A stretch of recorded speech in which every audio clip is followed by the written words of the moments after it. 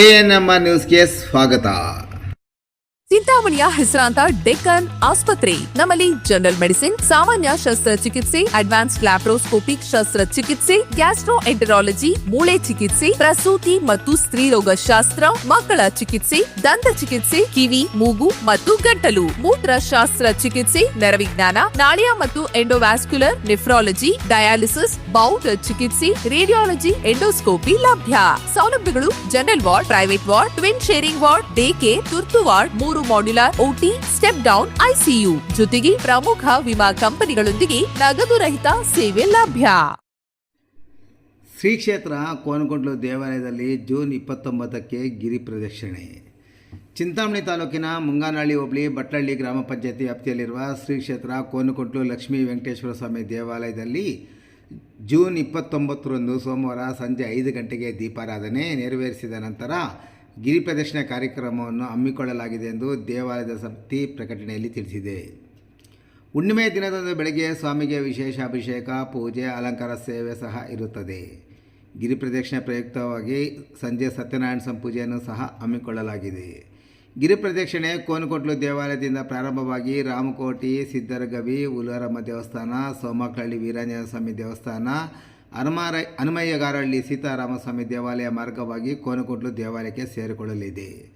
ಇನ್ನು ಗಿರಿ ಪ್ರದಕ್ಷಿಣೆಯಲ್ಲಿ ಭಾಗವಹಿಸುವ ಮತ್ತು ದೇವಾಲಯಕ್ಕೆ ಬರುವ ಎಲ್ಲ ಭಕ್ತರಿಗೆ ಅನ್ನ ಸಂತರ್ಪಣೆಯು ಹಮ್ಮಿಕೊಂಡಿದ್ದು, ಸಮಸ್ತ ಭಕ್ತಾದಿಗಳು ಗಿರಿ ಪ್ರದಕ್ಷಿಣೆಯಲ್ಲಿ ಭಾಗವಹಿಸಿ ಭಗವಂತನ ಕೃಪೆಗೆ ಪಾತ್ರರಾಗಬೇಕೆಂದು ದೇವಾಲಯದ ಸಮಿತಿ ಪ್ರಕಟಣೆಯಲ್ಲಿ ಕೋರಿದೆ.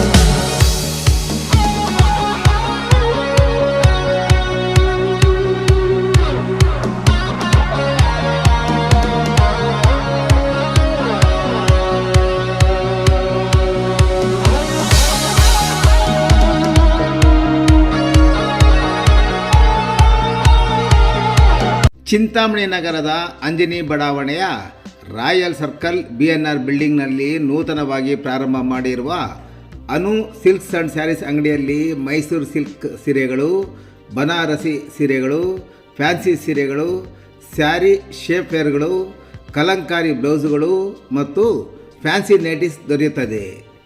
ನೇಕಾರರಿಂದ ನೇರ ಮಾರಾಟ ಮಾಡುತ್ತಿದ್ದು, ಪ್ರಾರಂಭೋತ್ಸವದ ಪ್ರಯುಕ್ತ 10% ಡಿಸ್ಕೌಂಟ್ ಸಹ ನೀಡಲಾಗುತ್ತದೆ. ಒಮ್ಮೆ ಸಂಪರ್ಕಿಸಿ. Anu silk and sarees, BNR building, royal circle, Anjane ಬಡಾವಣೆ, ಚಿಂತಾಮಣಿ.